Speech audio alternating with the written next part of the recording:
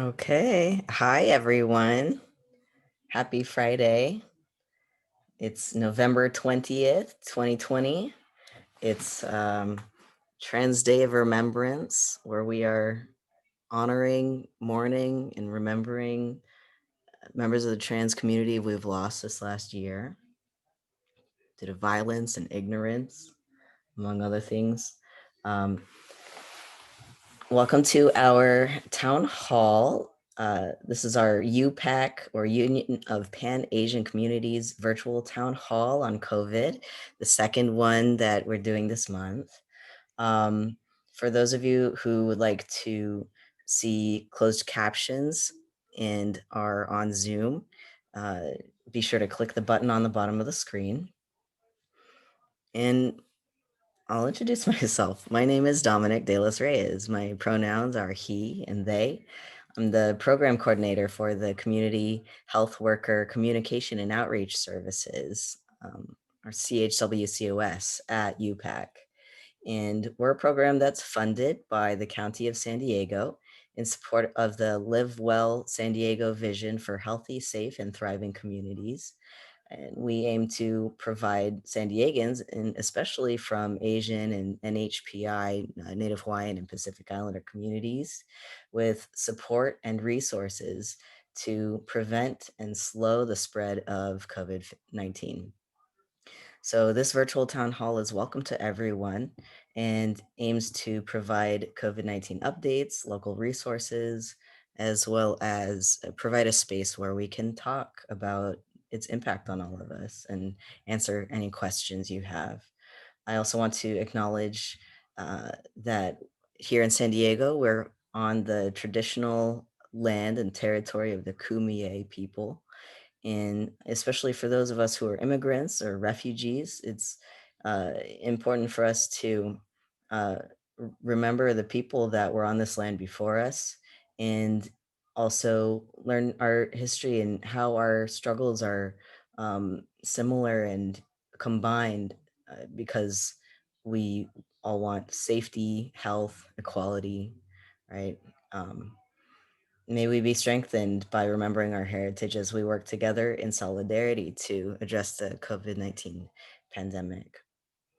I'd also like to recognize Lori Bellama, pronouns she, her, and Leah Brown, pronouns she, her, for providing American Sign Language interpretation tonight, as well as Noe for providing live captioning services. Thank you. Also, we have community health workers here, uh, Jeanette and Grace, and I'm not sure whether our other community health worker, Tracy, is here tonight, but anyway, this is our contact information, our work phones and emails.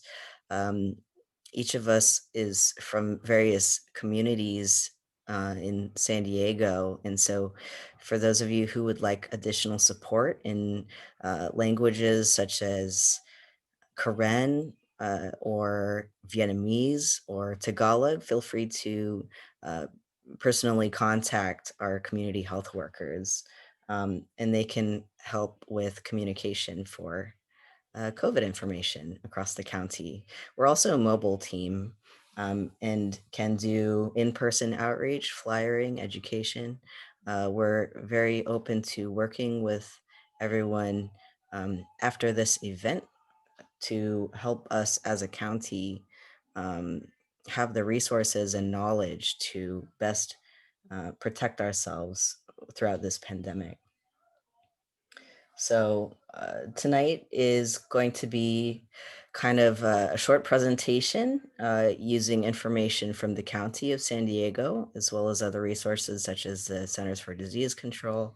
Um, and afterwards, there will be a Q&A session and or open to attendees to ask questions, share their experience, so we can talk as a community, even though we're not in person, right? And we can process questions together. So we are recording this event. It's also being live streamed on Facebook, and there will be a transcription to go along with this afterwards. So if you're watching this from Facebook, feel free to type in the comments as well. And hopefully, one of our community health workers will be able to include any questions from there in our discussion. Um, so, again, today we're talking about COVID 19. We're all several months into it by now, right? It's a global pandemic. It was declared so by the World Health Organization as of March 11th of this year. And it's a very difficult topic, right? It's something new to all of us. Um, and we've never really had to deal with something on this large of a scale before.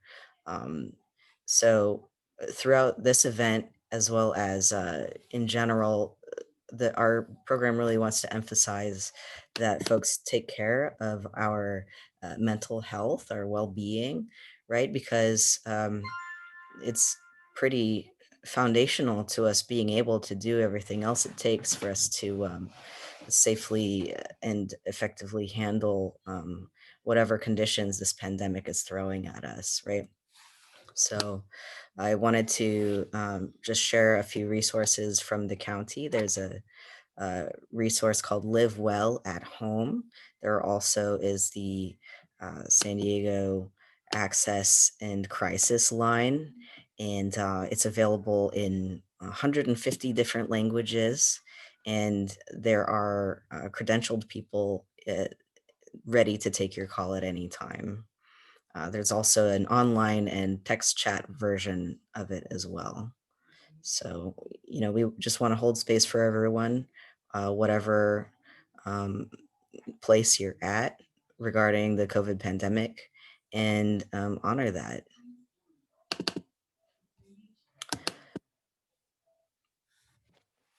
I also wanted to share that, the US is currently kind of the top country in terms of cases. This is a graph of global COVID rates as of November 17th, 3 days ago.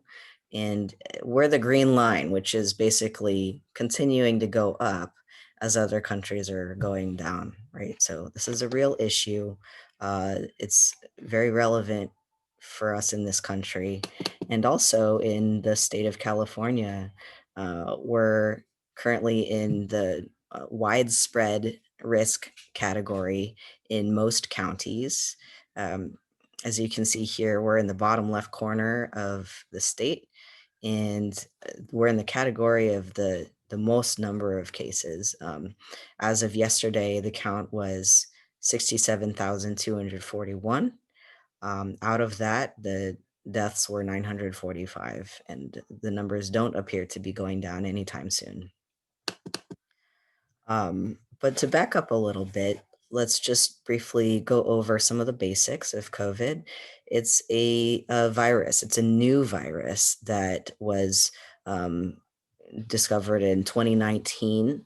It's the second version of SARS, or severe acute respiratory syndrome coronavirus.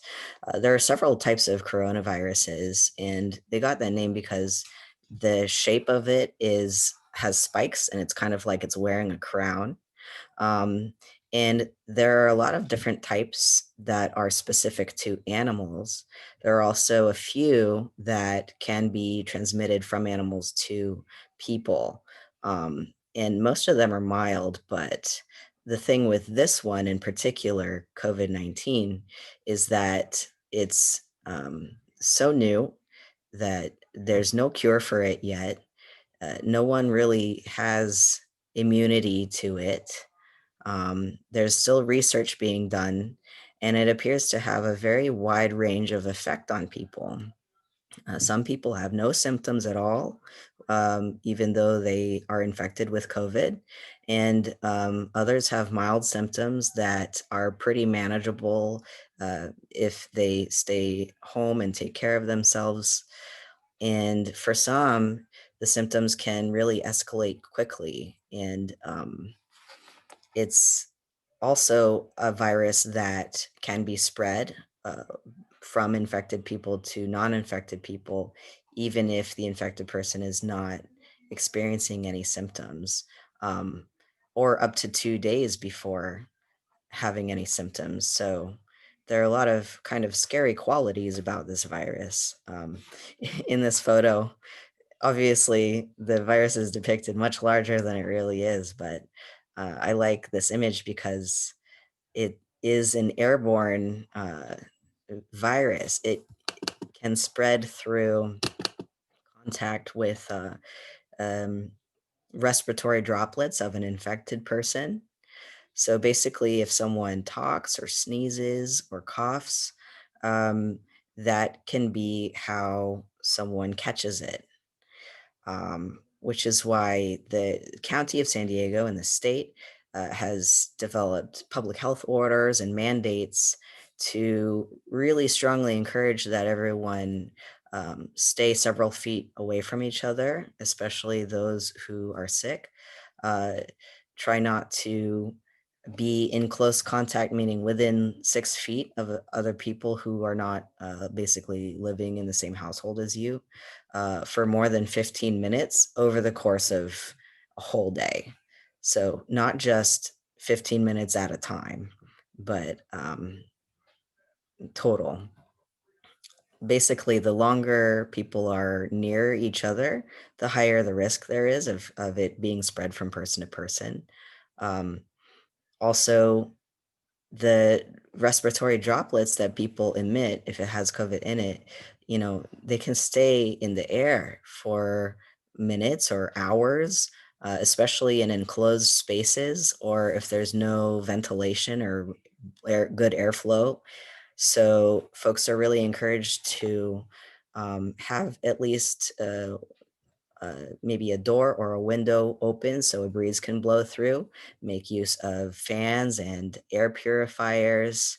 Um, and in general, if folks are going to be gathering with each other, try to um, have it be outside if they're not people who you are quarantining with and live with already.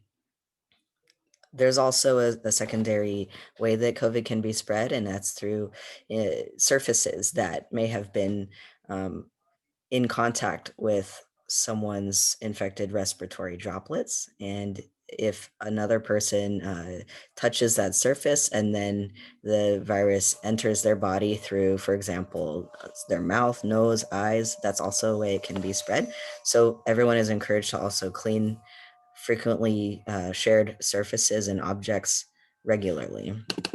Some symptoms to look out for are fever, cough, tiredness, loss of taste or smell, also nausea or vomiting, diarrhea, sore throat, headache, aches and pains.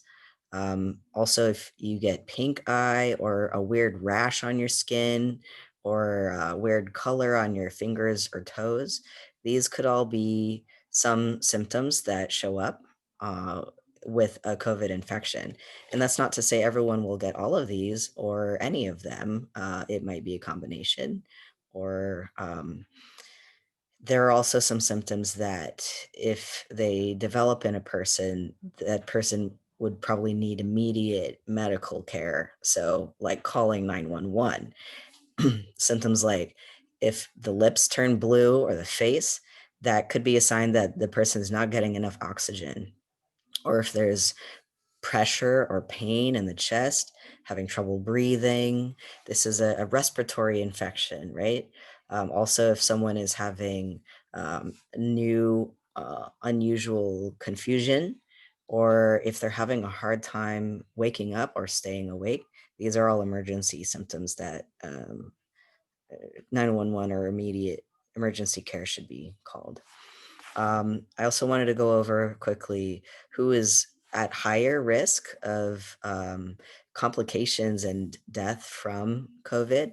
And it's folks with this list here of underlying medical conditions, including cancer, chronic kidney disease, if people are on dialysis, or if they have heart conditions, lung conditions. Um, right, you can see the rest of the list also. um, Pregnancy turns out can also come with complications if a person is infected with COVID. And that's mainly because the COVID infection um, exacerbates or makes worse any bodily difficulties that these underlying conditions already do to the body. So that's why prevention is the best key for getting COVID.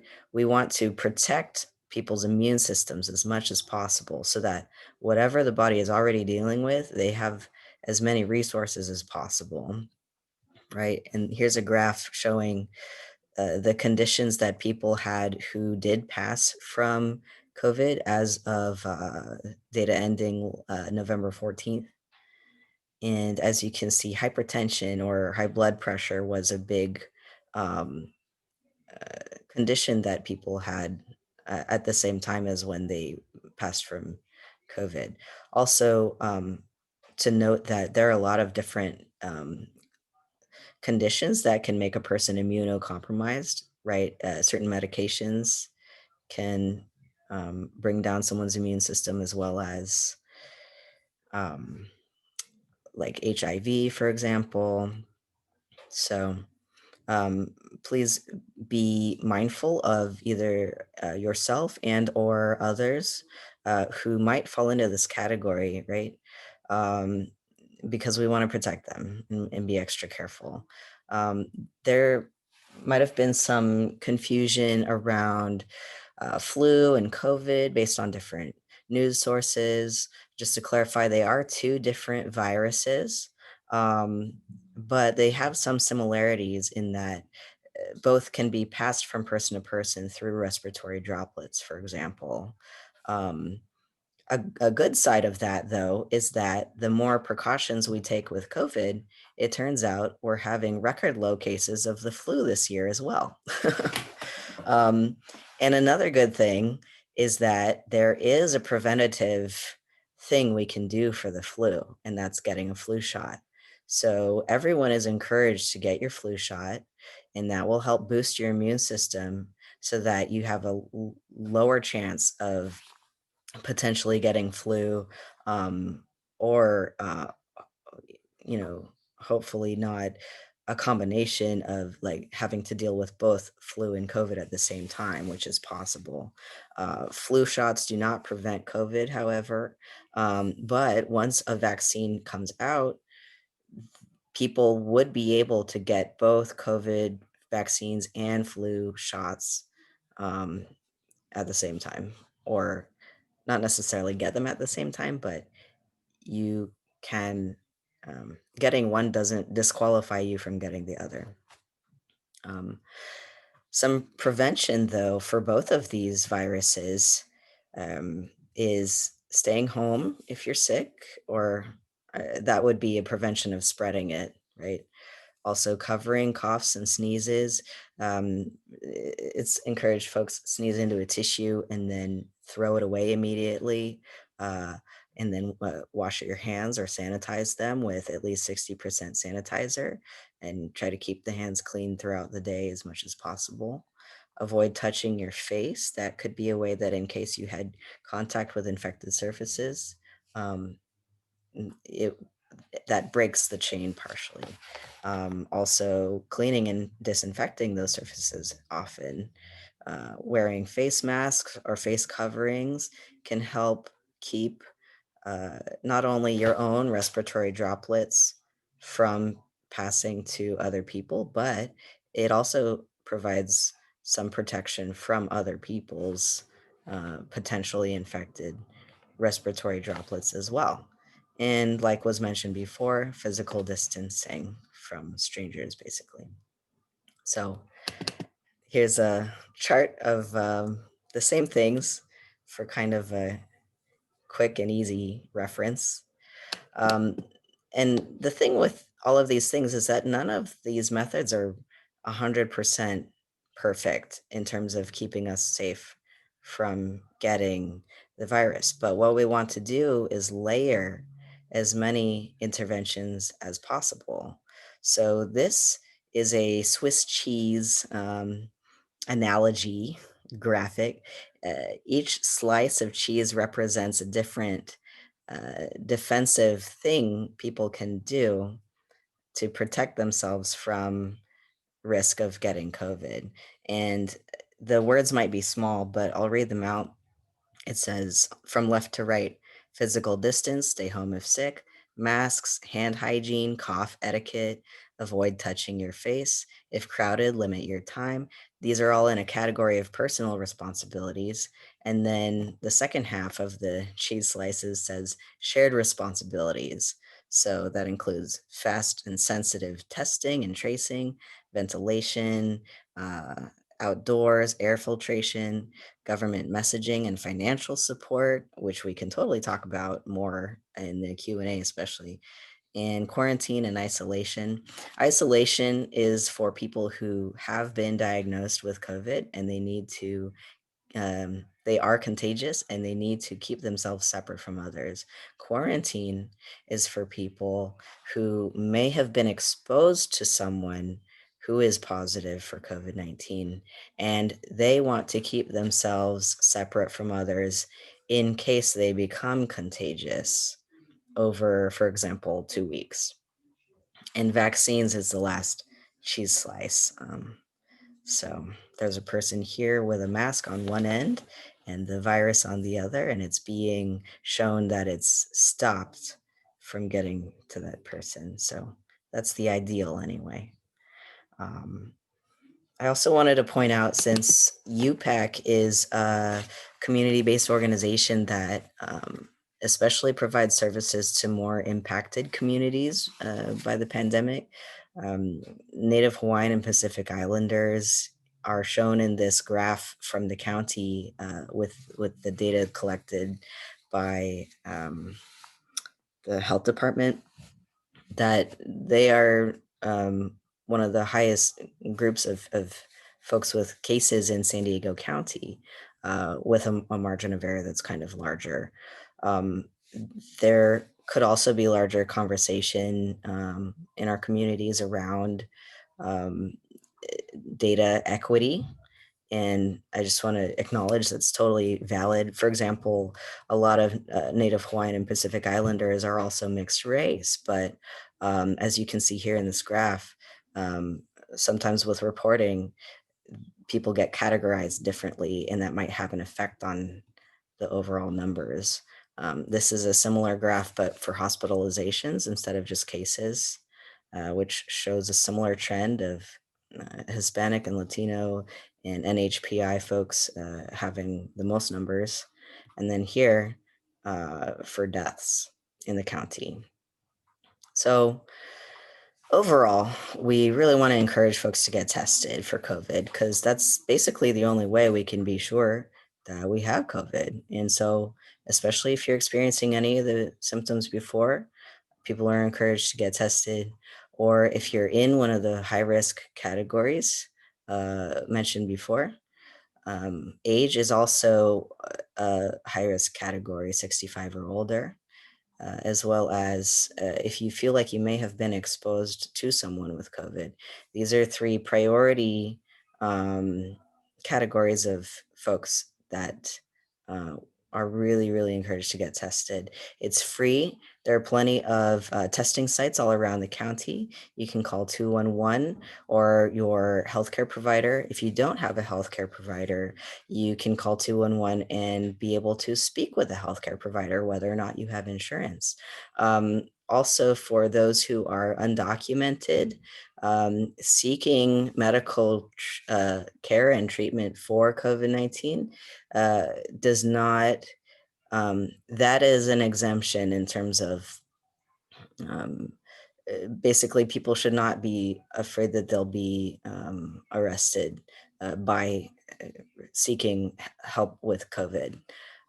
And I can also share some resources afterwards that detail that. But for example, the um, what's it called? Public. Can someone help me out here?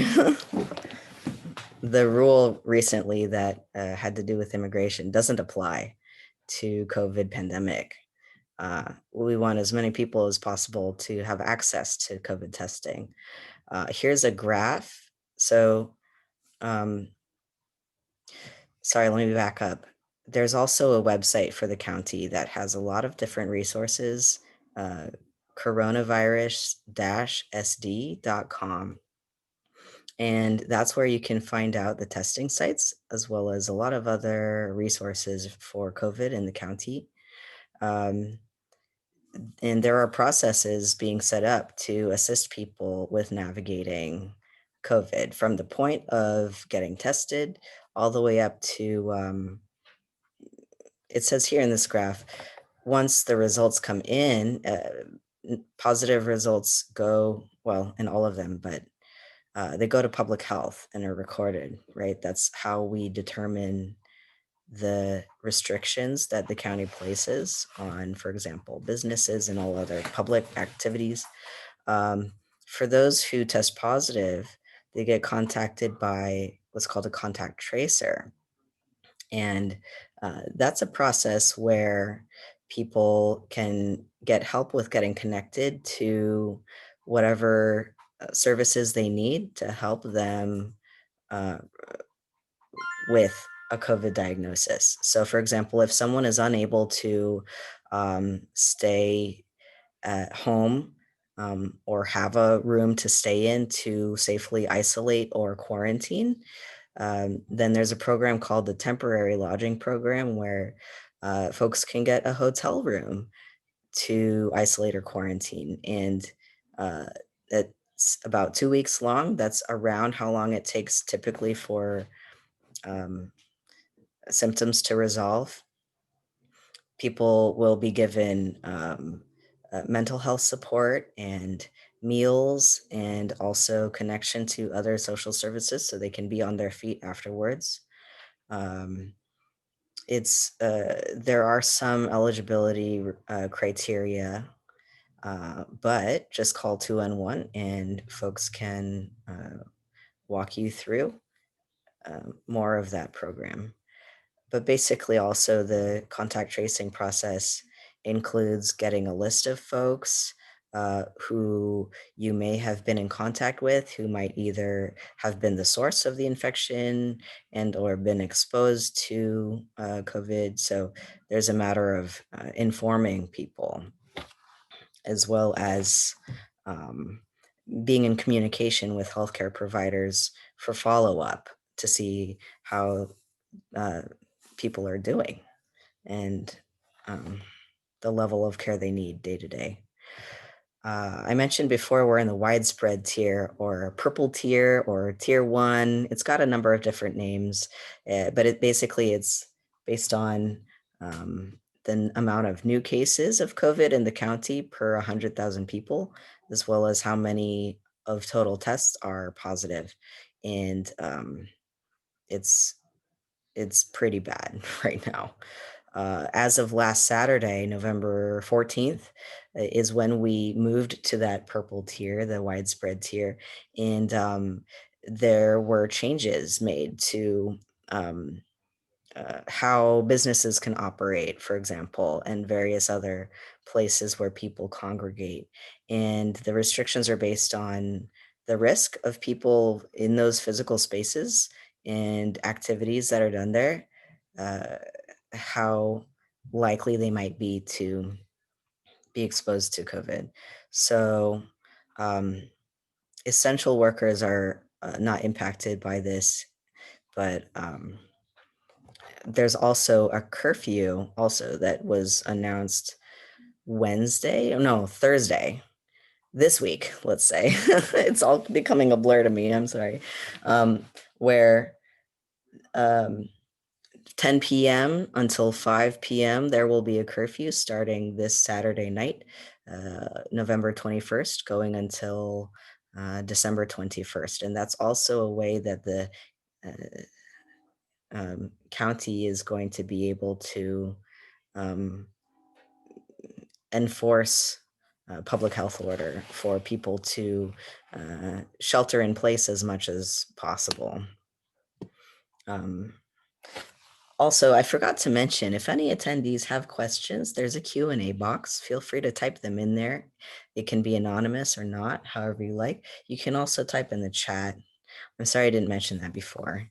Um, But also wanted to share quickly that the county has been coming out with guidelines and recommendations for upcoming holidays doing them in a way that uh, is safer for the COVID pandemic, um, as well as private gathering guidance and uh, updates on face masks. Basically, people are supposed to wear them all the time when they're outside, unless they are part of an exempt category.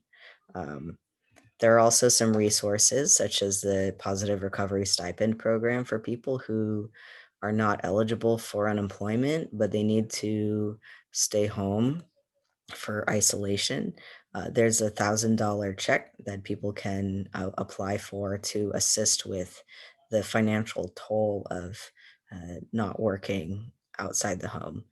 Also, there is a program to support small businesses so that they are also less impacted by the COVID pandemic, which is taking a huge financial toll on our economy. Um, there's also Great Plates delivery programs for food for folks who are eligible for that. There's a phone number on the slide, as well as many different places doing food distributions. UPAC, for example, has every Friday a care box distribution in Mira Mesa. Um, and for example, one of our other community partners who is also contracted by the county to provide COVID education, especially in Spanish, is South Bay Community Services, and they have multiple food distributions as well. But feel free to look up which places are closest to you if you need food support. Here are some other quick resources for websites that have more COVID-19 information. 211 is not only a phone number, but a website as well. And you can apply for a lot of social services there. And um, it's okay to ask for help, right? A lot of us might feel more comfortable caring for others and ignore our own needs, or consider it embarrassing or inconvenient, if we suddenly come down with symptoms. And um, unfortunately, it's the type of thing that has a good chance of interrupting our ability to do anything else but pay attention to our health. Um, so we want to encourage everyone to continue getting their regular medical care.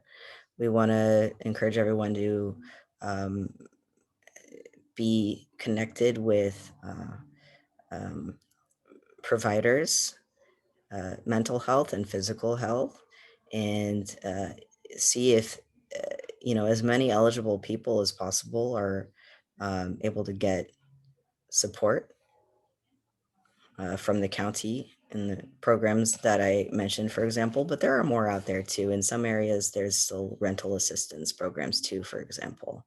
And I know other utility companies, for example, are being more flexible with bills. And, there are a lot of resources out there. So we encourage folks to um, not feel like you have to do this by yourself. This is a community um, problem, and it will take community for us to get ourselves out of this, right? By helping each other. Um, and So we also encourage folks to have a list of emergency contacts, have emergency backup plans in case you have not already needed to isolate or quarantine. We encourage folks to prepare as much as possible in case that needs to happen.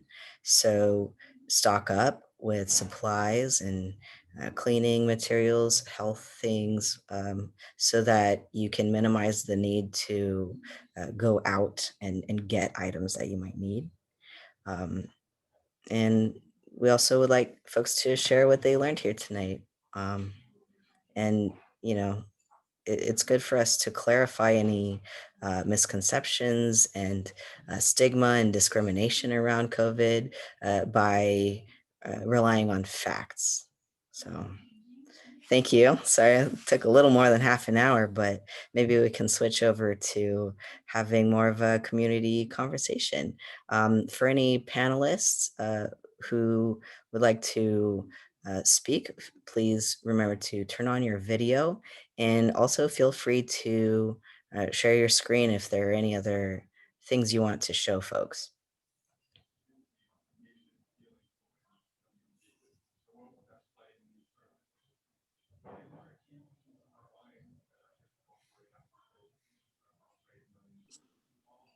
Hello, I was wondering if you could hear me. For those of you that have small children at home, I know that the pandemic ABT has been extended, and so you should be receiving the new card in the mail between November, mid-November until late December. So if you have any questions, you can email me or call me. Oh, you did talk about this already? Ah, No, I didn't talk about it, but thank you oh, for okay. talking about it. I just have extra slides ready, like the Okay, nerd that I am. great. Thank you so much, Dominic. Yes, and so you should be receiving it between November and December. So if you do have questions, please visit the webpage. It's listed on here, cdss.ca.gov/pandemic slash, I mean, not slash, but what'd you call that? The in between Dominic EBT. Hyphen. Hyphen, yes. So this is the web page that you can go to.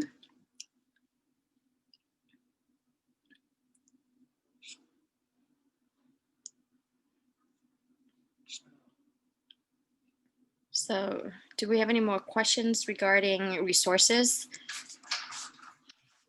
Or if anyone would like to share their experience as well, feel free to. We can hold space.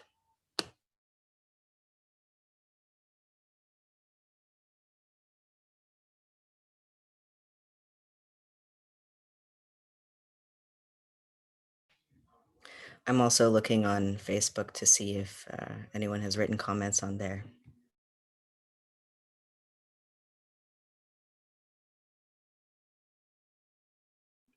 We can see you.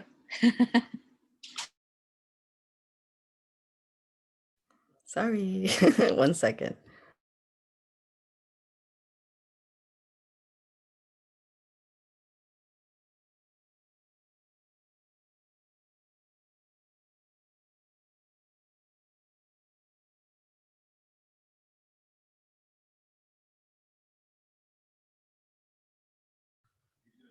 So I'm seeing comments on the Facebook, but none of them are questions. Just everybody be safe and healthy. Thank you. Wear your mask. Yes.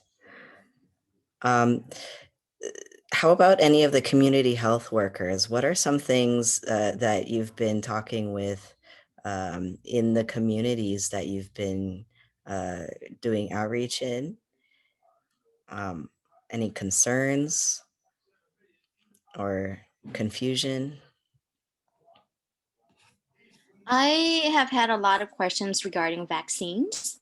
So the Vietnamese community is highly concerned about when are they getting it and how is it going to be distributed. As you have heard in the news, that we have two companies that has given their testing results over 90% effective. One is Pfizer and the other one is Moderna. And we're hoping pretty soon. We're hoping. So we don't know the exact date when it's going to distribute. But I know that for essential workers and elderly people that will get it first.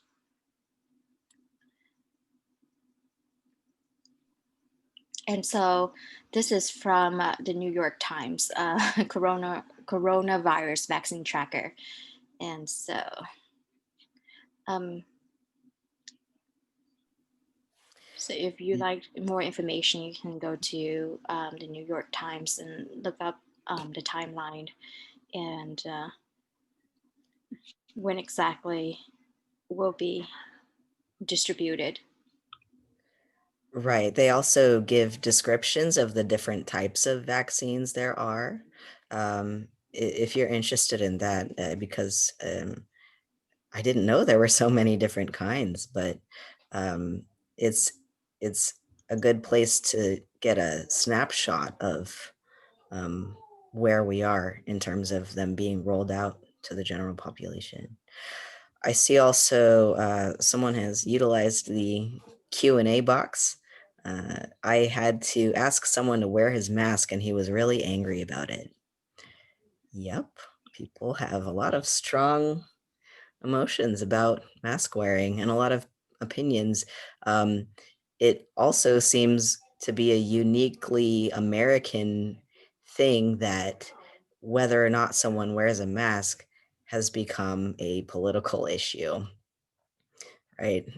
One would think it's only public health, and yet, um, you know, it's still going to take a lot of people to be united in terms of their behavior around activities that are higher or lower risk of spreading the virus. It's a real thing, right? Not everyone believes that.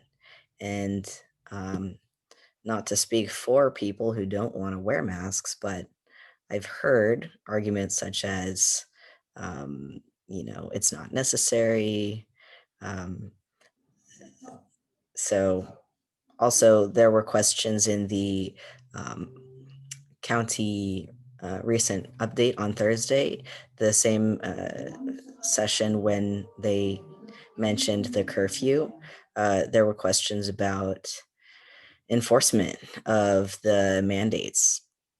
So they were saying that county sheriffs have jurisdiction to be able to um, uh, legally respond to um, gross violations of mandates for example, businesses to operate in a certain way, such as if they need to operate only 25% of their regular customer capacity inside the store or have only outdoor operations.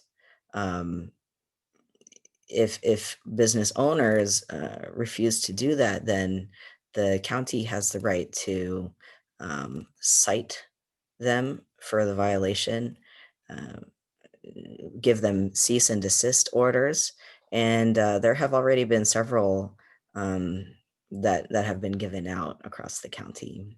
I think over 25 or something.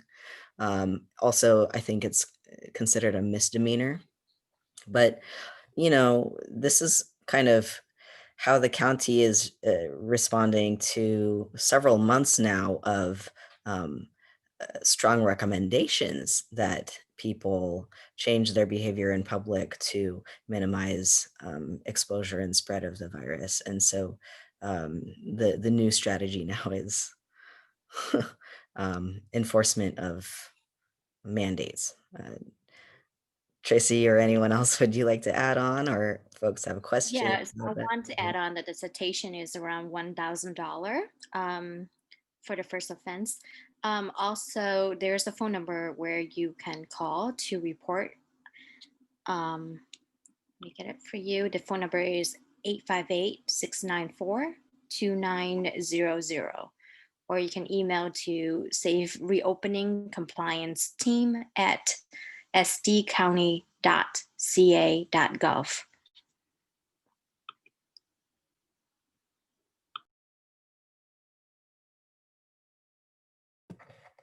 Thank you.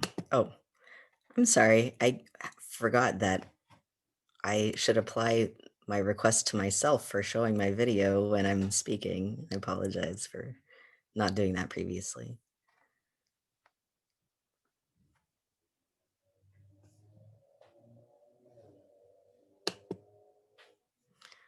Okay, let's check Facebook again. Any other questions? Oh, here we go. Yes. Most concerns are for frontliners. Yes, my sound is on. Um, Someone in the Facebook post is saying most concerns are for frontliners like caregivers for now are pertaining to their employment, such as their rights to refuse to work for COVID-19 positive clients. Hmm.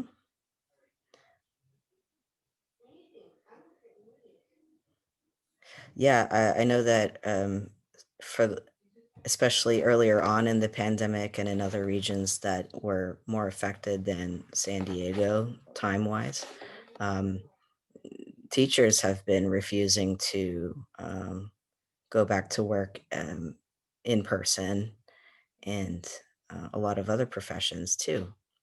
And that's so that, you know, people are prioritizing their own safety and their safety of the people they live with over employment. And yeah, that's valid and unfortunate. It's and a lot of things at the same time, right? And if you're a part of the teachers union, please, have a good discussion with your union leader, and so they could, assist you and help you out. Hmm. And a lot of employers are also developing policies for their employees around COVID. Um, for example, at UPAC, everyone that comes into one of the locations or office buildings, let's say, needs to get their temperature checked. If it's 100 or above, employees are sent home and told to isolate and contact their medical provider and get tested for COVID. And there's a whole process. Schools, I know as well, are required to do a certain amount of reporting to the county uh, around how they're handling the physical part of running the schools and and online as well. And so I think it goes district by district um, how decisions are being made there, but there are also guidances uh, for schools, staff, and or students and family on the COVID or sorry, coronavirus-sd.com website, as well as a lot of other industry guidances. And on a national level, more guidances can be found per industry at the CDC website.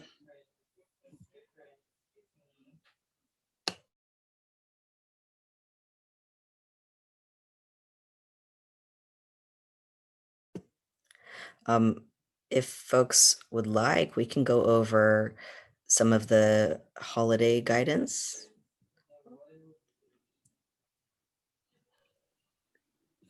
Yeah, we can go over the holiday guidance. We Okay. One second while I pull up. have 10 minutes. Yeah.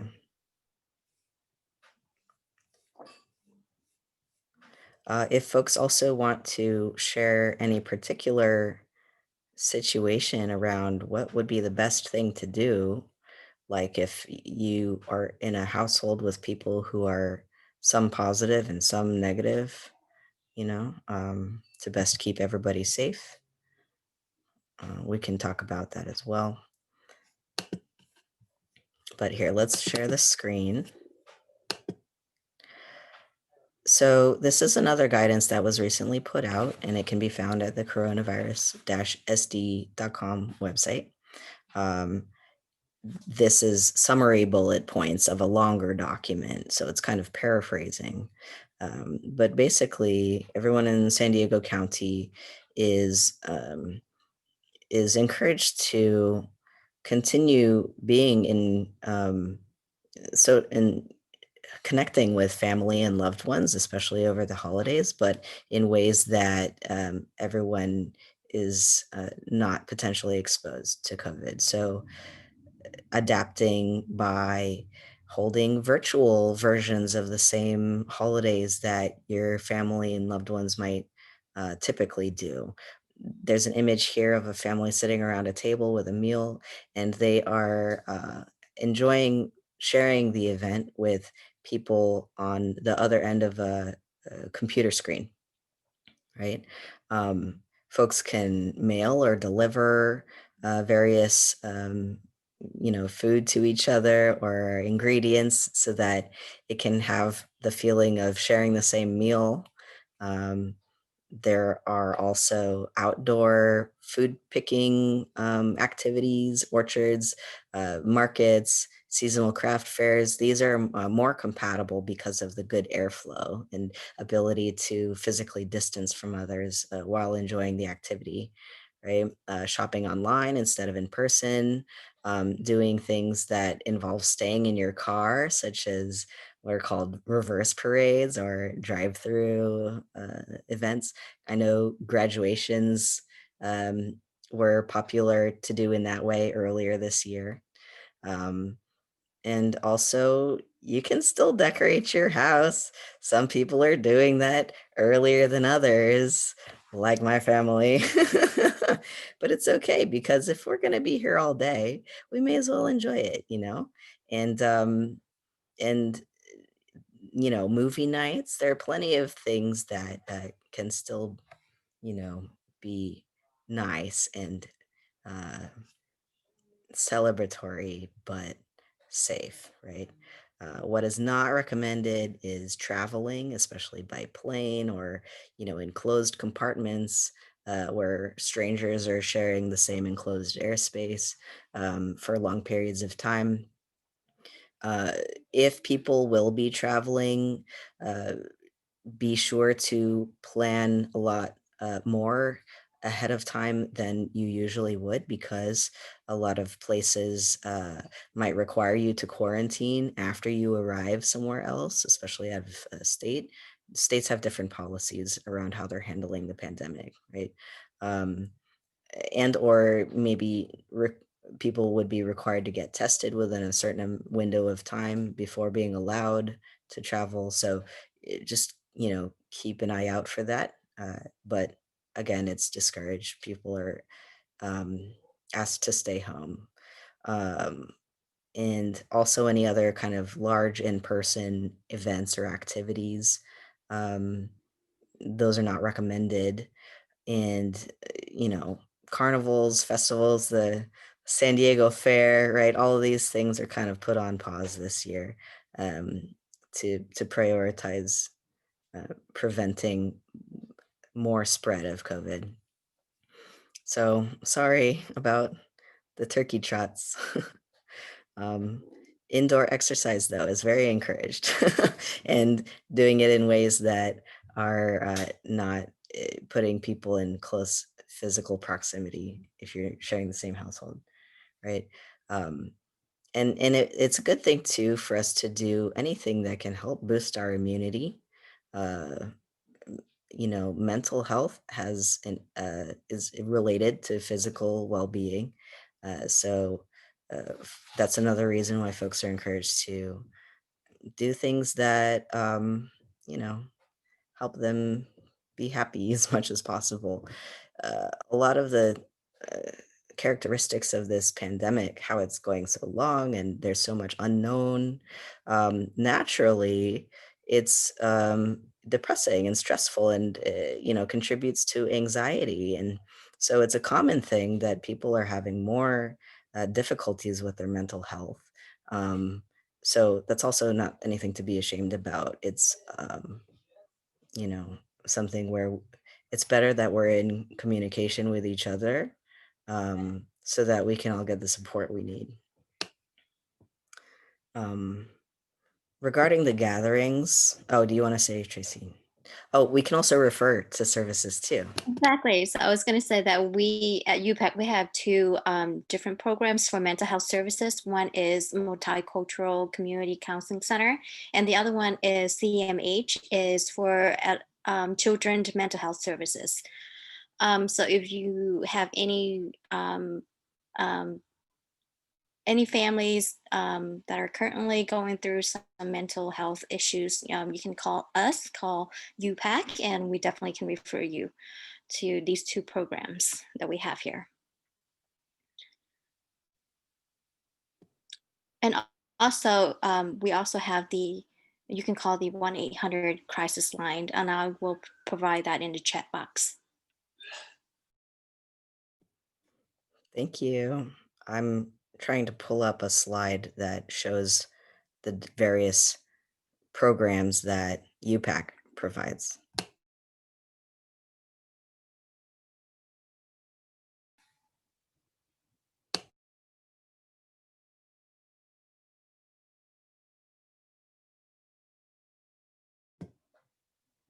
Also, we have about 5 minutes left.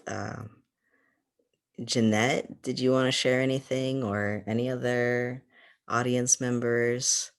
Um, Dominic, we have another question on the Facebook. Thank you. Yeah, it's I have another question which you may deal with later. It is regarding vaccine. So is it going to be a mandate or and free like that? The vaccine, about the vaccine. So Yes, unless Tracy, you want to answer this. I believe it will be free when it comes Yeah. out. Exactly. So if you do have your own insurance, please contact your insurance company, and it depends on your area, your region. Depends on what type of vaccine that you get, and so you can't really choose like Moderna or Pfizer vaccine. So it depends on your region and your insurance as well. So please call your insurance provider, and also if you have Medi-Cal, is also will be provided.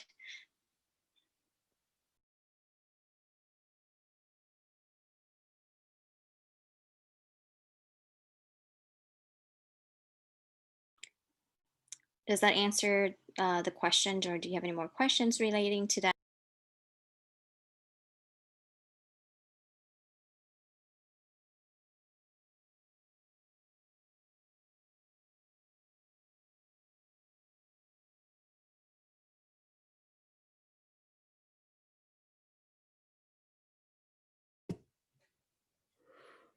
Okay, well, you know what we still have time for, Jeanette, the drawing.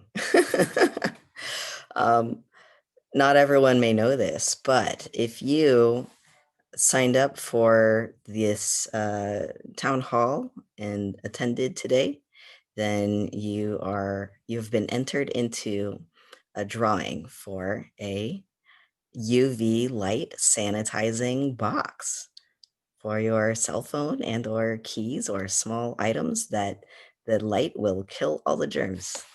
Do you want to take it from here, Jeanette? Yeah. Do I have more names? Because I only have like 4. Maria, Ty, Mary Grace, Gerardo. So I can't see names. It's So, also the attendee. yeah. So Yeah, there's also Lynn and Art. hold on. So who else? Art, and then Lynn, Correct. and any more? That's all for now, I think. And so we're putting them into the wheel of names, right? Okay, yes. So I will share a screen now, or Yeah, go ahead. but okay.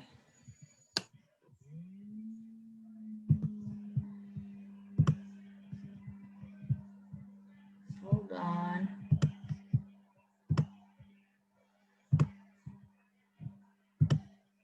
So can you see the wheel of names? Yes. Okay, so we have Maria, Ty, Mary Grace, Gerardo, Art, and Lynn. So we will spin the wheel. Oh, it's not moving again, Dominic. Hold on. Let's check it again. Stop share, and then Oh, I'll share it. Jeanette, Hold on. Yes. Lynn is asking about testing sites for children. While you're working on that, I just want to say Yes. everyone can get tested for COVID. down to 6 months old. So they're in the, oh, actually, do you mind if I share the screen? Oh, yeah, sure. Okay, real quick. Sorry, I know we're running out of time, but at the coronavirus dash SD website, there are 2 ways, at least, that you can find out which location is the closest to you for testing. And I'm going to share my screen now so you can get a visual of what it looks like to navigate the website. 1 second. Okay, so this is the county website on COVID. And as you can see, it's on the first page. Go to testing. If you want to find sites by day of the week, that's here. It's just a regular document. But this is an interactive tool where you can actually type in any address in the county and it will pull up all the sites closest to you. So what did you say? City Heights, or if you have a zip code, City Heights. Let's just do it as an example. City Heights is 92115, 92105, Thanks. 04. Cool. So just for example, you can scroll through this list here and it'll tell you all the contact information and address and who is hosting the testing, right? And so, for example, a lot of them don't require appointments. You can just walk up. However, one of the locations that I went to, for example, I didn't have to make an appointment for, but they still wanted me to register and provide some information about myself. They gave me the option of either calling a phone number or going to their website. And once I created a profile, I got a code of numbers that I then told to the person at the building who pulled up my information, and then I was able to get a test in like 5 minutes. Also, not all of the places will do the very long Q-tip up the nose for one of the types of PCR tests. Depending on the manufacturer, some might only be right inside the nostrils. So it's not painful at all. And I think IHL, I believe, is, for example, one of the companies that makes the test that is contracted with a number of different locations. So feel free to call around and hopefully people there will tell you what their process will be like. Some places you can also drive in through your and stay in your car the whole time. If you are in certain higher risk categories, you can also contact your provider, and your provider might be able to do it at the regular facility that you get medical care at too. But if not, you can also call 211 if you want to make an appointment at one of these testing sites. And there are more being set up all the time. If you find that in where you are in the county doesn't have any nearby clinic sites, you can also contact us and we'll connect you with people at LiveWell who will help set up more testing sites in that particular area. So I hope that's helpful. And again, sorry for those who needed to go. I know we're running over time, but again, thank you all so much for spending your evening with us. Thank you again for the interpreters, accessibility coordinators, captionists. We really appreciate your help with making this an accessible event. And Did we complete the drawing for the names? Yeah, we who will. is the winner? Yeah. So I will share the screen now. Sorry. Okay. So there you go. So, okay, so I will spin and we'll see. Good luck. So we have a winner, Maria T. Yay, congratulations. Confetti. All right, so we will send you the disinfectant box in a contactless delivery. Congratulations and thanks again, everyone, for attending this event tonight. Stay safe, stay healthy, stay connected, and we wish you the best of the holidays coming up as well. Good night. Bye, everyone. Thank you. Bye.